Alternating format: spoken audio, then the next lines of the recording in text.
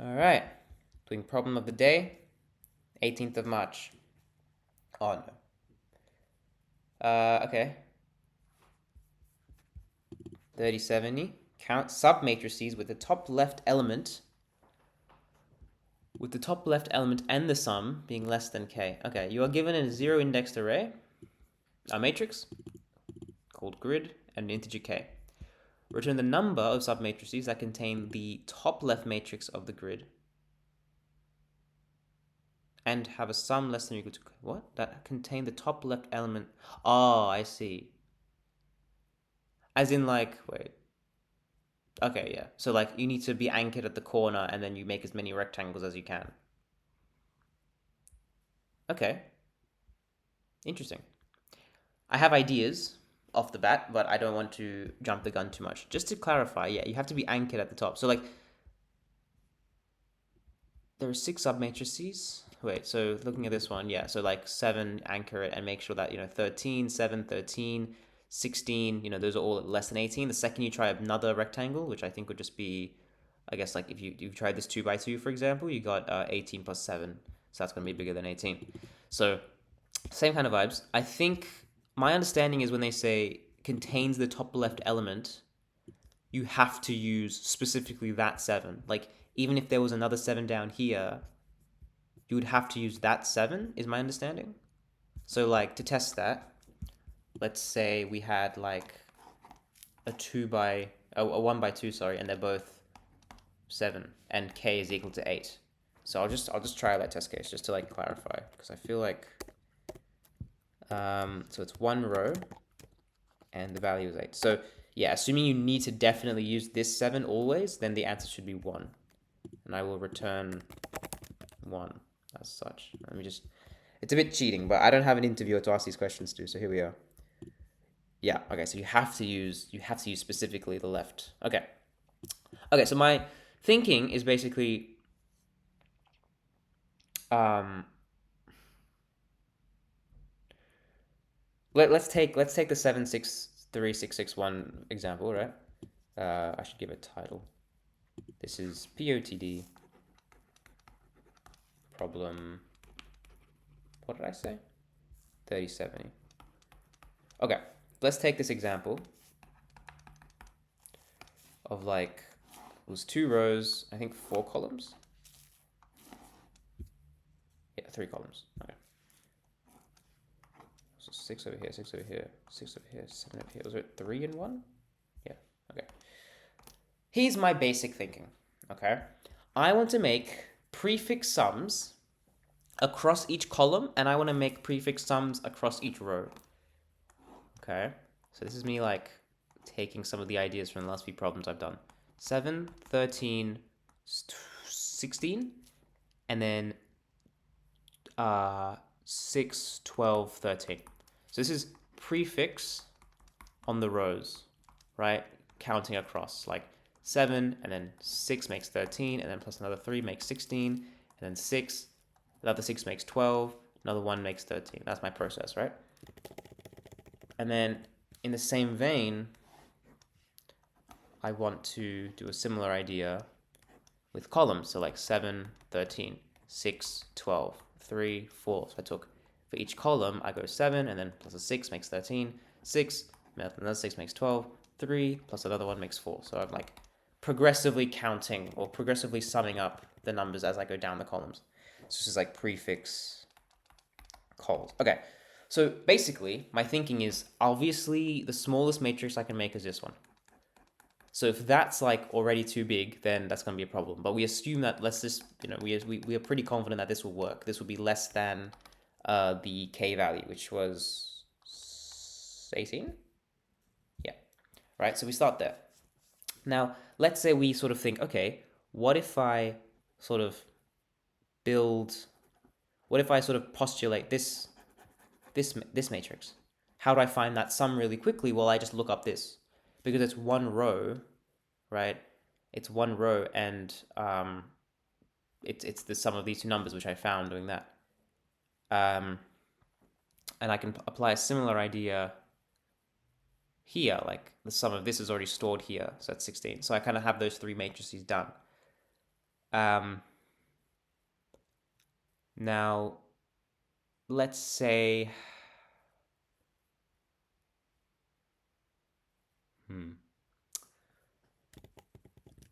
what are my constraints? I forgot to check. Okay.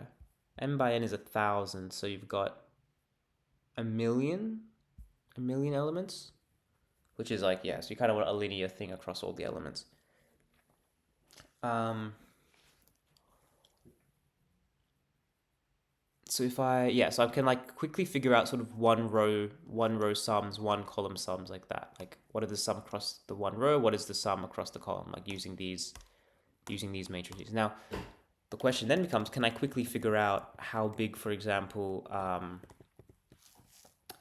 the 2 by 2 matrix is? Right, so like if I like, okay, let me try, this 2 by 2. Right, then I know that, like I know this is 13, and I know this is 12. So like, like I know this sum is 13, I know this sum is 12, so I know the total sum is 25, which is too big. But I am curious if I can I do that more efficiently, because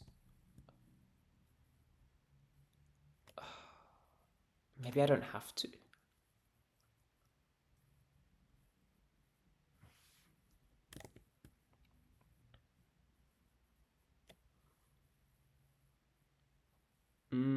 Like I'm thinking, for example, what if instead of doing prefix calls on this array, I do prefix calls on this array?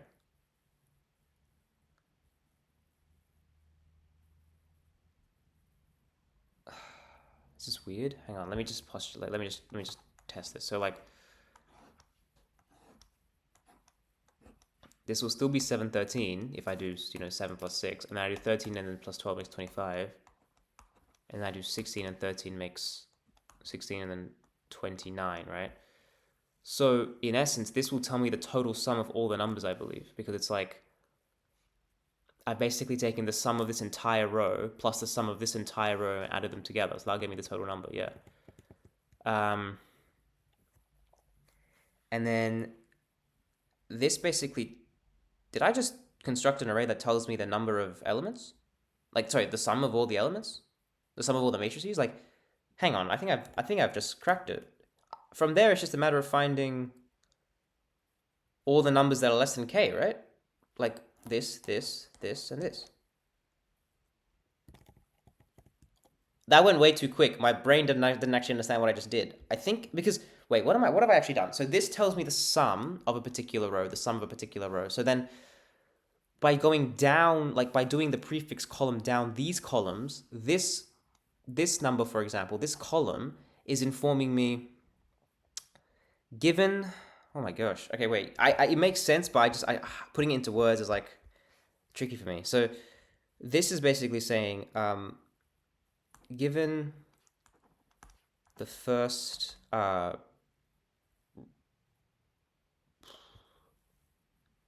so let me speak generically. So given, if I look at, so call this matrix capital M. Looking at M,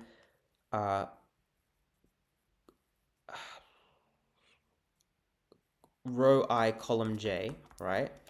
If I look at that element, for example, this one, where I is 1, J is also 1, this gives me 25, which is basically telling me summing up all the rows from 0 up to index J, I think. Like, I'm taking 13.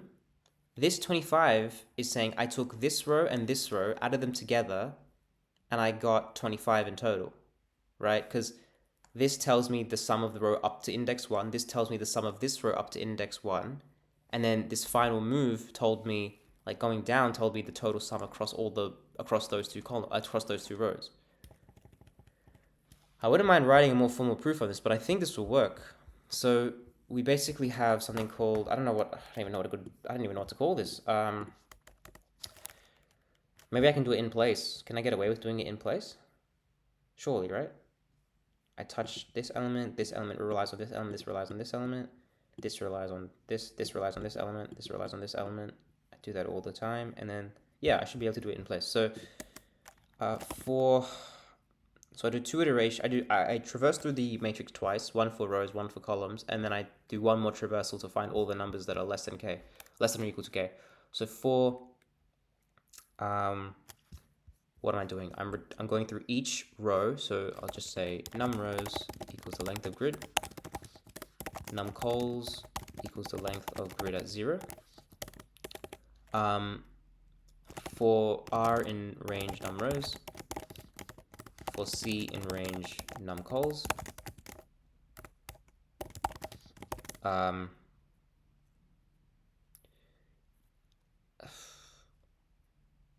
maybe I can say from range 1 up to the end, because like this number isn't going to change for the prefix rows, right? Like the first column isn't going to change because like they're going to stay the same at first.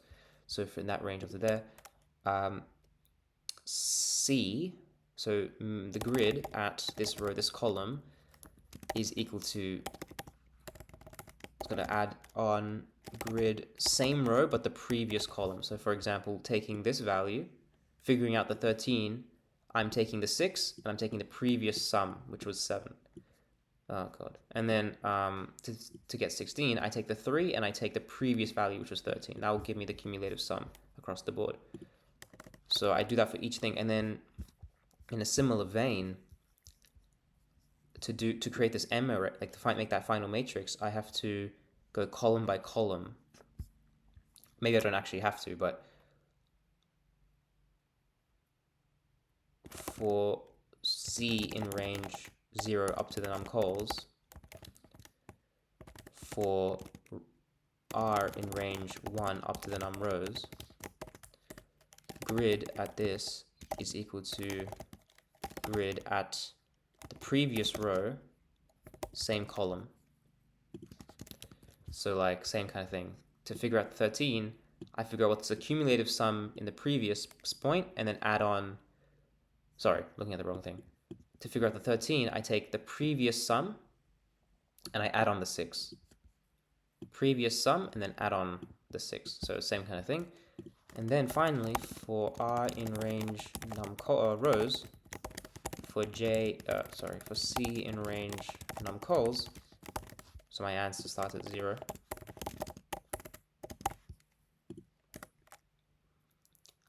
If grid at RC is less than or equal to, right? Sum less than or equal, yeah. Then the answer plus equals 1. Is there like a Python-y way of doing this? Like, can I do like a conditional? Return the length of the array of all grid RC for R in range num rows, C in range num cols. I don't know. It's fine. This will work. And then return the answer. And then as a shortcut, we can say like if grid at 0, 0 is already greater than k, then there's no way we're going to have any submatrices. Grid is at least one row or one column, right? Yeah, okay, good. I mean, I think it makes sense. I think I could genuinely prove this, like, conceptually. I don't think there would be any... As long as I read the code correctly, I can do a few more cases, I guess. 1, 2, 3, 4, 5, 6, 7, 8, 9. 3, 4, 5, 6, 7, 8, 9. 1, 2, 3, 4.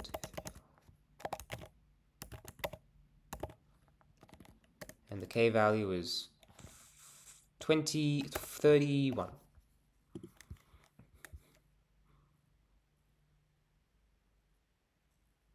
I back it. I probably should check small cases, but yeah, right in the mode, smack bang in the mode. All right, let me Do I want to prove? I kind of want to rewrite the proof of this because I feel like I can. I feel like this isn't too involved. It's just making sure I get my i's and j's correct. So wait, let me just think about this. You have the original matrix, which we'll call G for grid. Then in the first sort of iteration, we kind of made that row prefix thing, and then we finished it off with the col matrix, which I was calling M before, but I'll call it C now, right?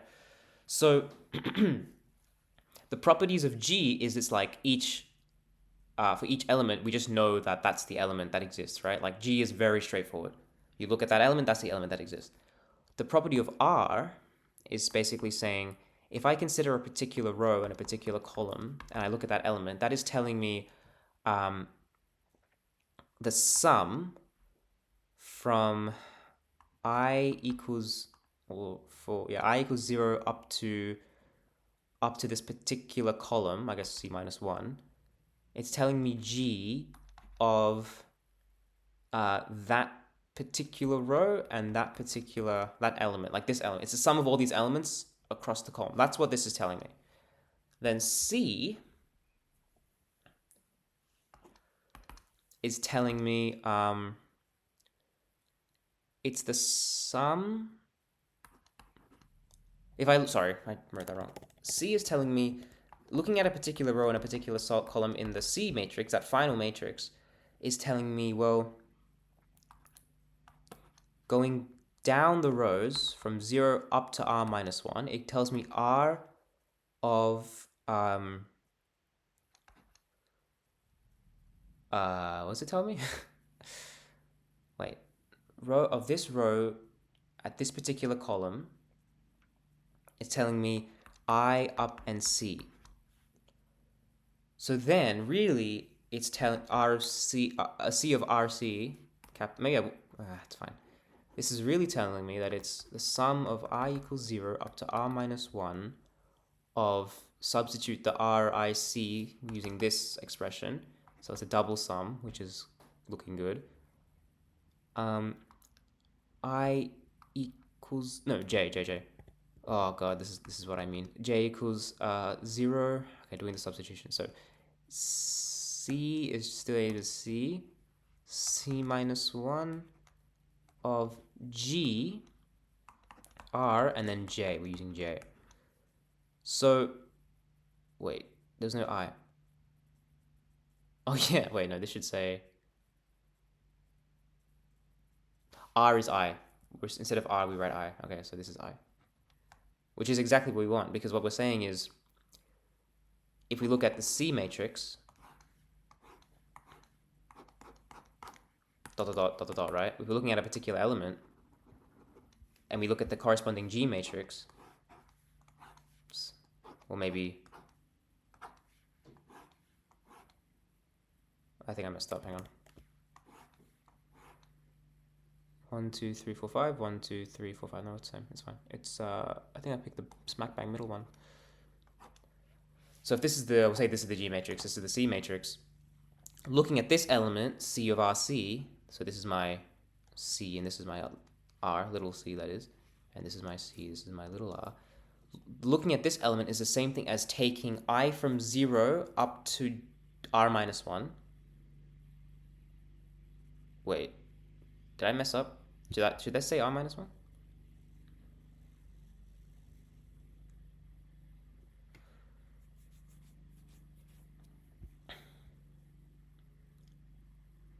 Should this be C minus 1 or just C? I think they should just say C, right? I don't actually know now. I'm getting a bit confused. I can see where the proof is going. I just don't know how to write it up properly. R, row, like... Okay, let me choose my example. So, like, let's say this is index 2, this is index 0. Looking at this particular element is telling me the sum of this element plus this element plus this element. Here, here, here. So, it's R of that particular row, Yeah, it should be C, Not C minus 1, same with this. So this should all be C and C, yeah. Okay, so no minus 1, that makes more sense. Because then, it's the sum of like I equals 0, j equals 0. I equals 0, j equals 1. I equals 0, j equals 2. Like that. And then like I equals 1, j equals 0. Like it's going through all of the pairs, and that will get you this. So looking at this element gets you this pair. So this is essentially the proof that doing this process will get you the sum of the submatrix. I kind of did that by accident. I don't know why my brain went there, but it worked. What's the? I guess I'm assuming the way to make it faster, because like I've got 3 for loops. I'm assuming you can construct this in one loop, because this was something I saw in yesterday's problem. I think it's like even if conceptually you're thinking about going down the columns, the order might not actually matter. Oh no, but you need to use. I feel like there's too much dependency on the. I don't think you can integrate it. Oh no, you can. So long as you. Let me try something. Hang on. I think if you say this, so you do the row thing first, you update the row, and then grid of RC minus 1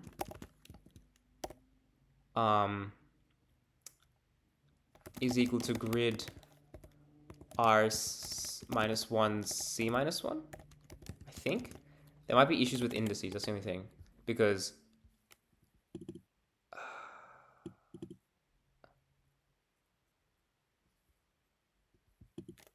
if C is greater than or equal to 1 and R is greater than or equal to 1, I don't know if this makes sense. It's like I'm trying to like unify the 2 for loops basically to do the same thing in one iteration.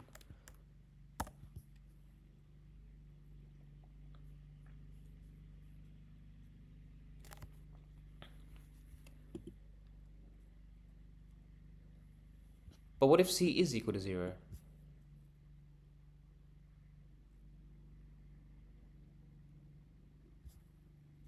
I don't know.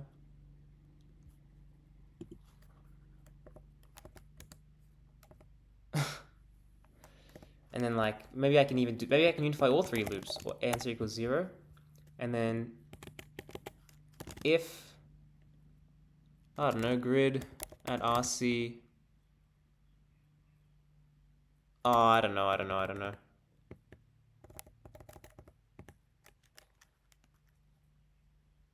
If this value, grid at RC minus 1, is less than or equal to k, then answer plus equals 1.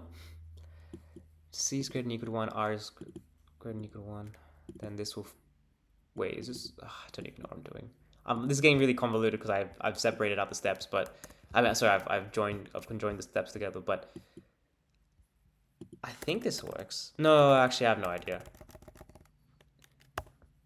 Grid of RC plus equals grid of RC minus 1. If C is greater than or equal to 1 and R is greater than or equal to 1, then grid of RC minus 1 is equal to grid of R minus 1 C minus 1. Because like I'm saying, like after you've done a particular update, I'll see if I can explain this. What I'm trying to do is basically say, let's take a bit slightly bigger example so I can like look at the cells, a few more cells. So like, you know, you update, you have this value, you're doing the row update, the row prefix thing first. So like this number updates by adding on this value, this then updates by adding on this value, this updates by adding on this value. Then you have this value.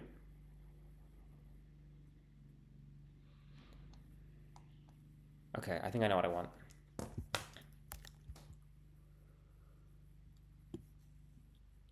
If, basically what I'm trying to say is, this value, after this value stays, like in terms of the row prefix, but it's going to inform this value, right? Like this value needs this value to be accurate in the row prefix, but after this value gets updated for the row prefix, this value isn't really needed anymore for the row prefixes, so it can be updated by this value for the col prefix. You know what I mean? And then this updates, this value is updated by this value for the row prefix, and then this one, this guy, can be updated by this guy for the col prefix. And again, and again.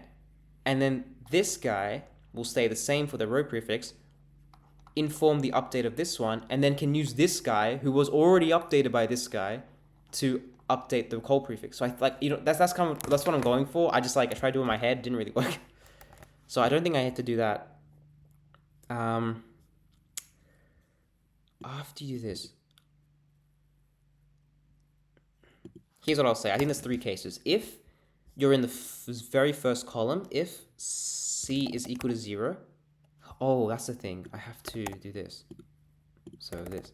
If C is equal to 0, so we're in the first column, and row is greater than 0, so we're not in the very, very first spot. So if we're like somewhere down here,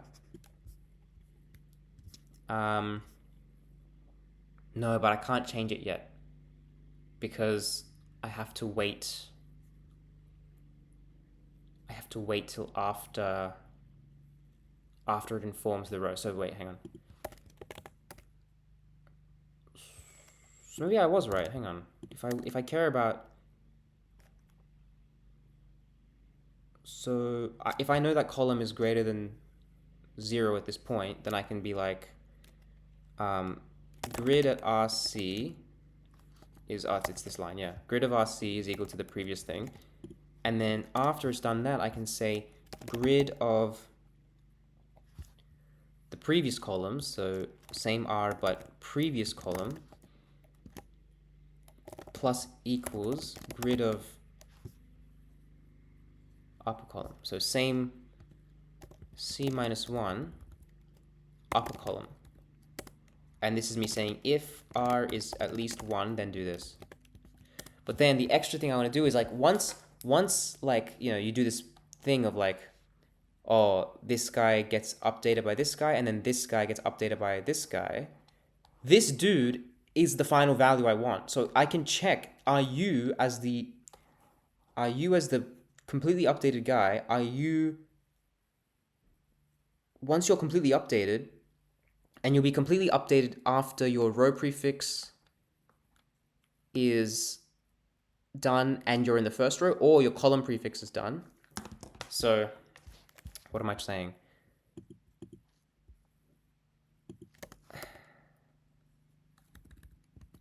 If the row is equal to 0 and grid of RC is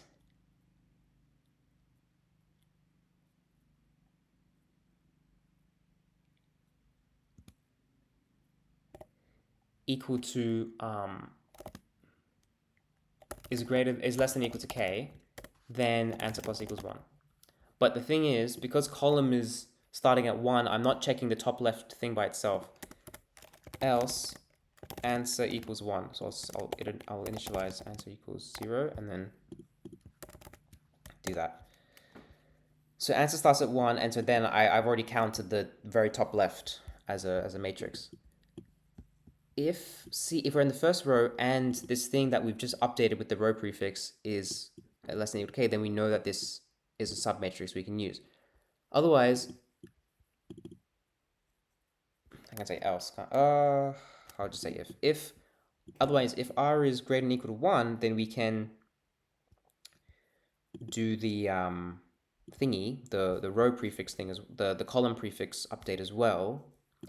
And if that guy we updated is less than or equal to k, then answer can increase by 1.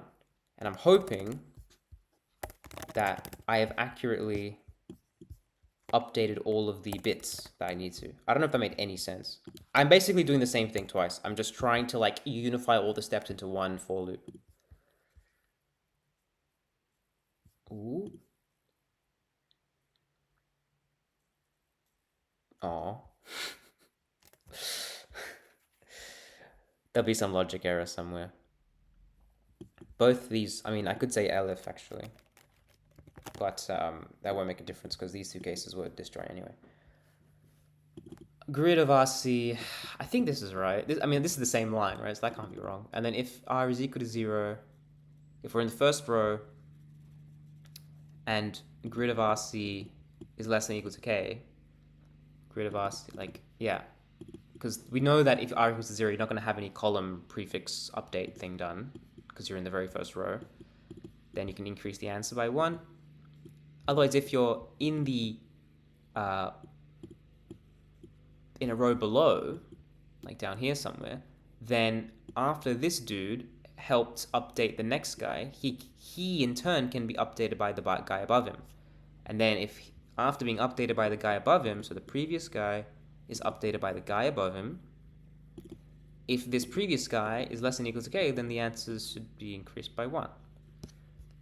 Do I want to simulate? Do I really care? I already got the answer. How long has this been going for? I don't know how to check. Oh well. Let me simulate. You know what? Look, I got time. Not much, but a bit. So 993,117. 993,117. 846, 1032. 846, 1032. And then 233. Very good.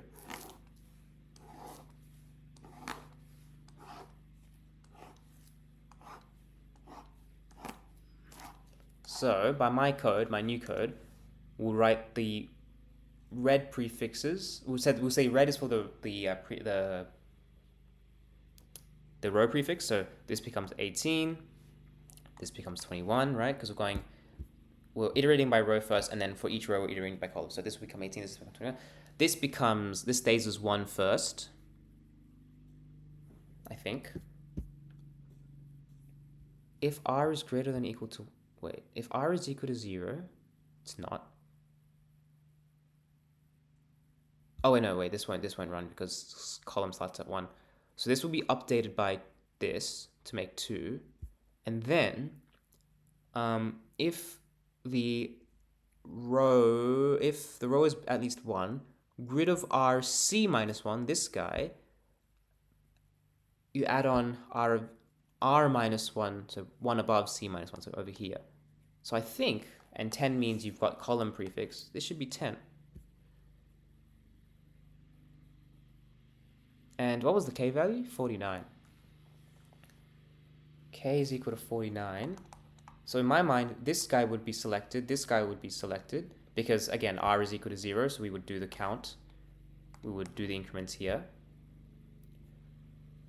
This guy would also be selected because r is greater than or equal to 1. We would do that green update, and then we would do the check. R, same row, but C minus 1. And then this dude will get updated to make 9. LFR is, yeah, so this guy, sorry, over here, this guy would get updated to make 9. And then we would do this again. So grid of same row, but the previous column gets increased by the guy above to make 20. So this 2 gets increased to 20. That looks right. 9 plus 9 plus 1 plus 1, yeah. And then, ooh, that might be why. I think this guy isn't getting updated.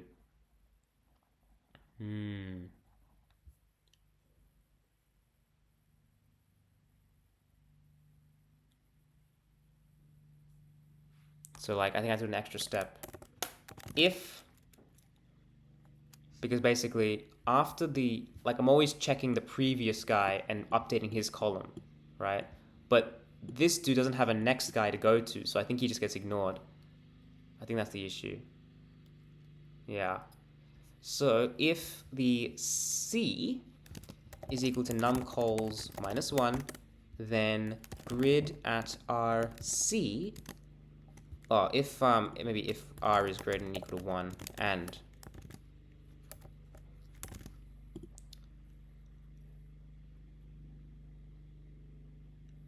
grid at RC plus equals grid at previous row but same column, and if this newly updated thing is less than or equal to k, then answer plus equals 1. Let me just see if that helped. To be fair, I'm surprised I got away with it. I guess because it's right on the end. Like, these matrices are right on the end, so they're going to have quite big sums. So maybe they're often meant to be ignored. So I got away with not counting them. But in this case, should have counted them. Oh, man. Do I really want to do this over and over again? Wait, just to clarify.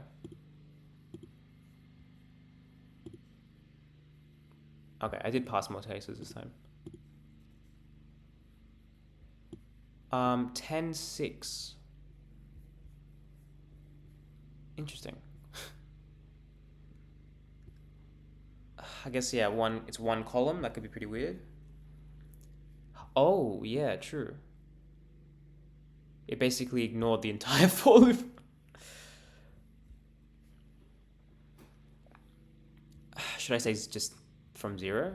Can I mean, I did make an assumption about something when r was equal to 1. Um, yeah, like, this is going to be a problem.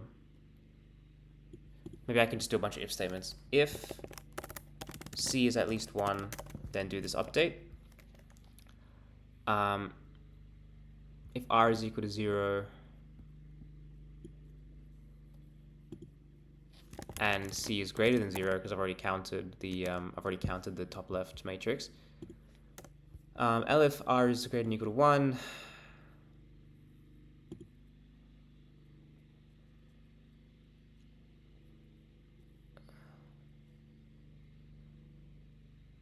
This is getting a bit out of hand. If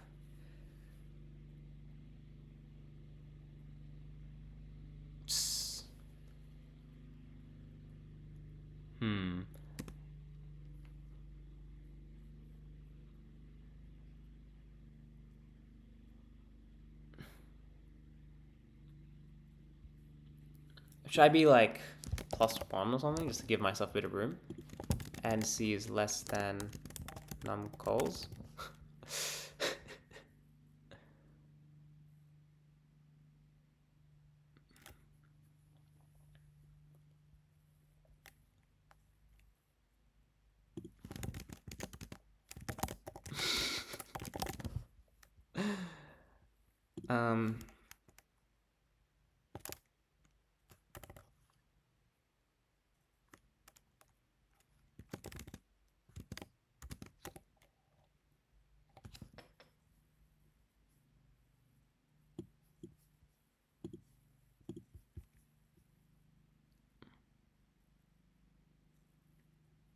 Invalid. Oops.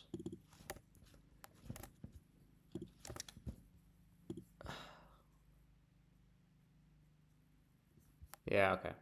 Whatever, it's fine. We'll just read it. What did people do? Whoops.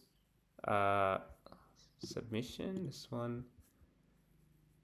Wait, how do I get... No, this one. There you go. What did the... I'm assuming it's like, whoa. Okay, that's not what I expected. Accumulate. Huh. I guess that works. I think this is kind of doing the same thing I did, I'm assuming. Like, if accumulate does like... I don't know what accumulate does. Okay, fine. So there's the Python version of like doing the problem, which is just like do something inbuilt. There you go. There's like managing to do it into one. Oh, they build a separate array though, in range 2. All right, I don't know what people did. I think my thing's fine. Look, it's like right smack bang in the mode. It'll be fine. It's like the general gist of the idea is there. Oh man. Did that just increase? All right. Anyway,